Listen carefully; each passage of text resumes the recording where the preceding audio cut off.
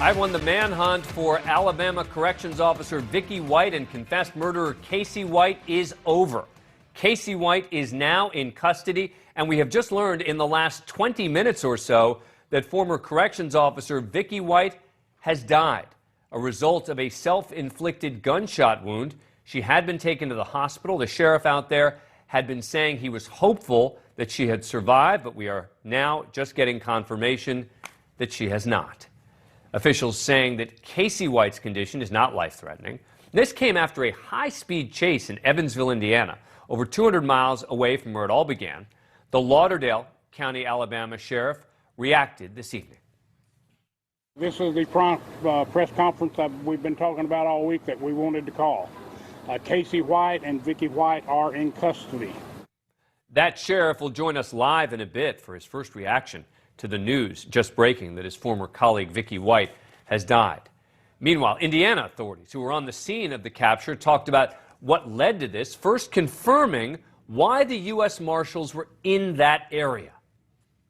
They were here because a vehicle had been located in Evansville almost a week ago that appeared to be related to the Alabama escapee. They then explained the new information that they gathered today. As we were working on this today, we gained information that a vehicle matching the description of a suspect vehicle was near our sheriff's office. So the U.S. Marshals Task Force and deputy sheriffs went to the area. Soon thereafter, the male and female fled in a vehicle on Highway 41 northbound. And that is what led law enforcement to finally catch up to them. They came through this grassy area. The Marshals Task Force officers intercepted them, actually collided with them to try to end the pursuit. And then they described Vicky White's final act before being taken into custody. When this occurred, the female driver of the vehicle shot herself, and the passenger was injured, not too seriously. They've both been taken to local hospitals to be examined for their injuries. Her injuries are very serious. Now again, since then, again, in the last 20, 25 minutes, we've learned that Vicky White has died.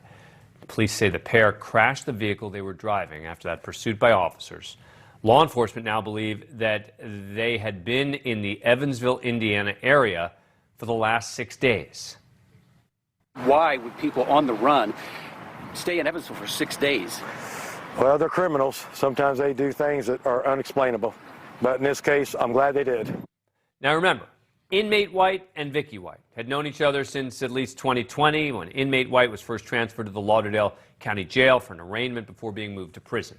This was the moment they escaped. You can see Vicky White escorting inmate White out of the Lauderdale County Detention Center. She claimed she was taken to the courthouse for a mental health evaluation, but no appointment was scheduled. The pair left the detention center alone in her patrol car. Over the weekend, authorities also released this security footage of Vicky at a hotel front desk the night before she and Casey White took off. Then this afternoon, U.S. Marshals released these surveillance photos of Casey White taken from an Indiana car wash on May the 3rd, culminating in the owner of that car wash flagging authorities. Now, Vicky White would have been facing some serious charges in connection with this case. These are the charges that she would have been facing. And again, we had prepared these before the breaking news that she has died. So she would have been facing, you can see there, forgery, identity theft, permitting or facilitating escape in the first degree, etc., all connected in part the forgery and identity theft for using the false identity to buy that Ford Edge that was used to facilitate the escape. Joining us now is NewsNation's Brian Enton and retired Tulsa Police Lieutenant Sean Sticks Larkin. Thank you both for coming on the show. Appreciate it. All right, Brian, I want you to take us a few steps back to how, not just the moment they captured them, but to the tip, how that led them there. Take us through how they ended up in this particular area. Yeah, Dan, this was pretty wild. We were in Tennessee earlier doing some investigating on the case when we got a tip that something was going down in Evansville, Indiana. So we raced up here, and basically it all comes down to this car wash behind me. The manager here spotted a truck that he thought was suspicious, went and looked at his surveillance video here at the car wash, and he saw Casey White, and it was obvious to him that it was Casey White the minute he laid eyes on the video because the tattoos were a match, and it just looked like him. So he immediately called authorities. He called the U.S. Marshals. They came down here last night, reviewed the video, and everything just sort of fell into place from there. But, all right, so they see the video. They now know, what, that they're in that area. But how do they then get the tip as to exactly where they were in the city? So the manager here saw that they abandoned a truck at the car wash and got into a Cadillac or a Lincoln-style sedan. So he was able to tell the marshals they left the truck and they are now in this kind of car, and this is what you should be on the lookout for. And he was told, don't tell anyone that that's the car they're in now. We don't want that going public. We just want to look for them on our own in this area. And they actually spotted them in Evansville, out near the airport, about 20 minutes from where we are, started chasing them. It was a high-speed chase. It went through several grassy areas in front of businesses, through almost a little river area. And then the deputies here did the pit maneuver. The car flipped over, and that is when Vicky White shot herself. And as you mentioned earlier, we've now learned that she passed away. So they found this particular vehicle themselves, is that correct? So they now knew the type of vehicle that they were in, and the authorities, the police, armed with this information, now one of them spotted the actual vehicle? Correct. Armed with the information that they had gotten from the manager of this car wash, that this was the car that they transferred into from a pickup truck. Sean Larkin, we're often asked in the context of investigations why it's so important to keep certain things close to the vest, right, in terms of information in an investigation. It seems like this is a perfect example of that. Yeah, and that was the situation with the Ford Edge initially. They didn't want that out to the public as well because obviously, these guys on the run, they're paying attention to the media as is everybody else. So if they hear, hey, they know the vehicle we're in, they're going to try to get rid of it. But Dan, as I mentioned to you before, I have a contact with the Marshal Service who is actively involved in this investigation, a former colleague of mine. And he exactly said that. He said tips from the public, as well as just good old-fashioned police work, is what led to them finding this car. A lot of times when the Marshal Service is doing their type of work, they're using technology, credit cards, cell phones. And these guys were not using these. They had to go to old-fashioned canvassing their neighborhoods, pounding the streets, and talking to the people out there, and it paid off. But Sticks, talk to me about that, because we know that a lot of planning went into this, right? I mean, Vicky White went and apparently bought men's clothes. She, in fact, went to some sort of adult store as well before the escape. It seems she sold her house to make sure she had enough cash, etc.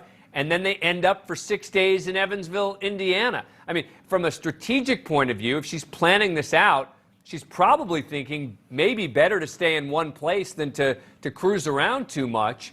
But it does seem like this woman, who was involved in law enforcement, failed in her efforts to plan this out. Yeah, obviously you want to minimize, being out in public when everybody across the country is talking about this case. And when they were spotted, they were actually at a hotel. From my understanding, the Cadillac was backed in at the hotel.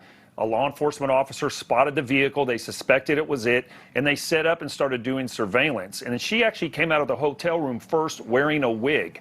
So just as you were talking about, yes, there was a lot of planning, I think, to the escape, things that they did beforehand.